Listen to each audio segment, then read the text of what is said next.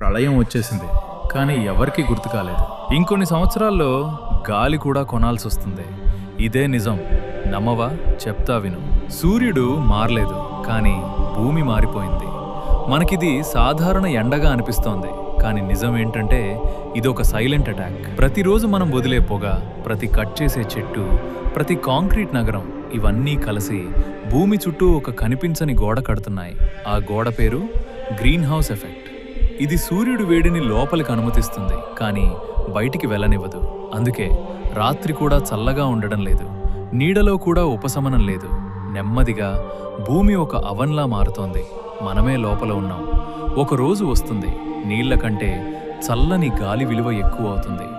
బయటికి వెళ్ళడం కూడా ఒక రిస్క్ అవుతుంది. చివరికి మనం అర్థం చేసుకుంటాం, సూర్యుడు మనల్ని కాల్చడం లేదు, మనమే కాల్చుకుంటున్నాం. ప్రళయం ఒక్కసారిగా రాదు. ఇలా రోజుకో డిగ్రీ పెరుగుతూ వస్తుంది.